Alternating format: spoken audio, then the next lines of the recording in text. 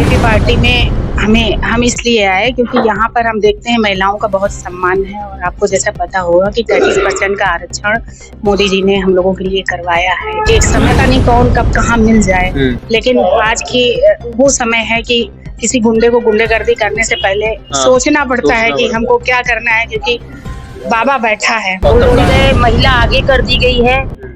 जैसे कि पहले महिला डरती थी बाहर निकलने में और आने जाने में, अब महिला एकदम विश्वास के साथ रात हो चाहे दिन हो बिल्कुल खुले निकल सकती है। सिर्फ पार्टी जो होती है वो हमेशा विरोधी रहती है, तो उसके कहने से क्या होता है? सच्चाई क्या है? सच्चाई बस यही है कि जब हम आगे ये सरकार आएगी तब और इससे बेहतर हम लोग के लिए सोचेगी।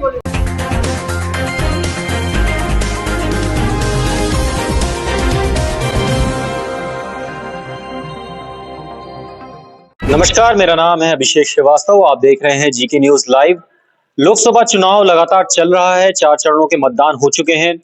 इस वक्त मैं मोहनलालगंज लोकसभा क्षेत्र के अंतर्गत मदापुर में हूं और हमारे साथ हैं सीमा सिंह जी, महिला मोर्चा मंडल अध्यक्ष मोहनलालगंज। हम इनसे कुछ सवाल करेंगे आगामी लोकसभा चुनाव चल रहा है उसको लेकर के और मोदी जी की नीतियों को लेकर के। आपने भाजपा ज्वाइन किया अभी कुछ महीने पहले, तो मोदी जी की ऐसी कौन सी नीतियां हैं जिनके कारण आपको लगा कि भाजपा ज्वाइन करना चाहिए और उस तरीके से बेहतर आप समाज सेवा कर सकती हैं? बीजेपी पार्टी में हम इसलिए आए क्योंकि यहाँ पर हम देखते हैं महिलाओं का बहुत सम्मान है और आपको जैसा पता होगा कि 33% का आरक्षण मोदी जी ने हम लोगों के लिए करवाया है। एक समय हुआ करता था कि जब महिलाएं बाहर निकलती थी तो डर लगता था कि शाम का टाइम हो गया, कहीं कोई मिल ना जाए, खतरे। लेकिन जब से हमारे मोदी योगी की सरकार आई, इस तरीके की समस्या हमारी बहनों की सब खत्म हो चुकी है। तो ये सब नीतियां हमको पसंद आई, इस वजह से हमने बीजेपी पार्टी ज्वाइन की है। महिला सुरक्षा एक बहुत बड़ा मुद्दा रहा है। कई गांव में जाता हूं, वहां पे लोगों से बात करता हूं, कहते हैं कि गुंडागर्दी खत्म हुई, गुंडागर्दी खत्म हुई। गुंडागर्दी एक बहुत बड़ी समस्या थी।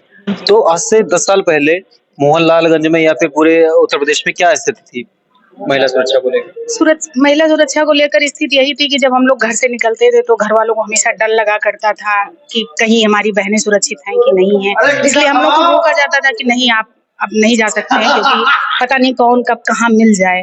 लेकिन आज की वो समय है कि किसी गुंडे को गुंडेगर्दी करने से पहले सोचना पड़ता है कि हमको क्या करना है, क्योंकि बाबा बैठा है। और तब कार्रवाई नहीं होती थी, तब नेता बना दिए जाते थे। जी हाँ, तब कार्रवाई नहीं होती थी, नेता बना दिया है। अब सबसे पहले कार्रवाई होकर उनको पहले सजा होती है, उसके बाद पूछा जाता है कि अब क्या हुआ बताओ।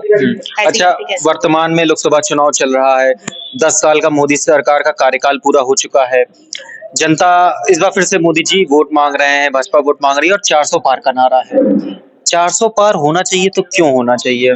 बिल्कुल होगा 400 पार। जनता जान रही है कि हमारे लिए मोदी जी क्या कर रहे हैं। आपको पता ही होगा कि घर घर राशन देना, उज्ज्वला योजना, इलाज के लिए पैसा, मतलब विभिन्न प्रकार की उन्होंने हम लोगों को, अपनी जनता के लिए, अपनी जनता को ही परिवार माना। हर तरीके की योजनाएं देकर उनके घर को खुशहाली लाने की कोशिश की। मतलब दूसरी भाषा में आप कह सकते हैं कि राम राज्य लाने की कोशिश की। तो वो कोशिश, आप जाइए जनता के बीच में, पूछिए, देखिए, लगता है कि हाँ जनता खुशहाल है, जनता खुश है, जनता खुशहाल है।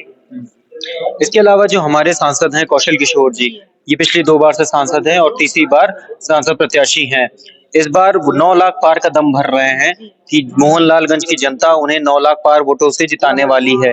क्या ये 9 लाख पार का सपना सच हो पाएगा? बिल्कुल सच होगा। एक जनता, कहीं भी आप जाइए, किसी के दरवाजे पर जाइए, तो उसका यही कहना है कि जब हम खाते हैं मोदी जी का, तो यानी कौशल किशोर जी ने भी यहाँ पर चीजों को विकास किया है, जनता को प्राप्त हुआ है। तो बिल्कुल कमल को वोट देंगे तो कौशल किशोर जी को तो जीतना ही जीतना है। 9 लाख पार तो होना ही होना है। जी जी जी। इसके अलावा मोहनलालगंज की जनता, आजकल आप बहुत क्षेत्र में प्रचार प्रसार कर रही हैं, क्या रुझान आपको नजर आ रहा है? घर घर मोदी, हर हर मोदी, हर हर मोदी, हर हर मोदी। क्या नाम है आपका? राखी शर्मा। राखी जी, आप भी चुनाव प्रचार में आज थी। हाँ। 2 से 3 गांव आपने घूमे। हाँ। क्या रुझान लग रहा है आपको? रुझान यही लग रहा है कि घर घर मोदी, हर हर मोदी, और लोगों तक के जैसे हमने देखा है कि उनका जो है, जो उत्साहन है, जैसे कि घर घर सिलेंडर पहुंचाना, और पढ़ाई लिखाई को लेकर के हर छोटे बच्चे के लिए सुरक्षित होना सबसे बड़ा मुद्दा रखता है कि लड़कियां सुरक्षित हैं। जी। और ये जो महिला सशक्तिकरण चला है, इससे भी हम लोगों की ऐसे आवाज एक हम लोगों को विश्वास हुआ है कि वहां से हम लोग की सुनवाई है। जैसे किसी को कोई दिक्कत है, महिला आगे आती है और हर जगह महिला आगे कर दी गई है। जैसे कि पहले महिला डरती थी बाहर निकलने में और आने जाने में, अब महिला एकदम विश्वास के साथ रात हो चाहे दिन हो बिल्कुल खुले निकल सकती है। और भ्रष्टाचार भी दूर हुआ है। जी।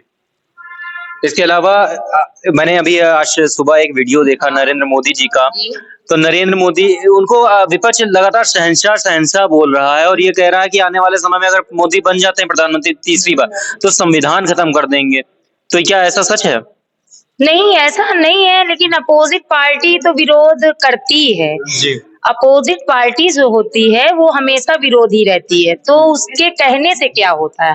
सच्चाई क्या है? सच्चाई बस यही है कि जब हम आगे ये सरकार आएगी तब और इससे बेहतर हम लोग के लिए सोचेगी। इससे बेहतर हाँ, निश्चित रूप से। और बिल्कुल। अच्छा, भाजपा 370 पार और एनडीए 400 पार का जो नारा देख रही है वो क्या देखने को मिल सकता है? हाँ बिल्कुल, 400 पार भाजपा है। 400 पार भाजपा? हाँ बिल्कुल है, विश्वास के साथ है, क्योंकि हर बच्चा बोल रहा है। चलिए, अब की बार मोदी सरकार, की बार मोदी सरकार, ये जो इतिहास रच सकते हैं नरेंद्र मोदी और भाजपा और एनडीए मिल करके 400 पार अभी तक आज तक भाजपा नहीं पहुंची है और इस लोकसभा चुनाव में 400 पार पहुंच सकती है। देखना होगा, दिलचस्प होगा कि 4 जून को नतीजे जल्द ही साफ होंगे। कैमरा पर्सन रीना के साथ मैं अभिषेक श्रीवास्तव, जीके न्यूज।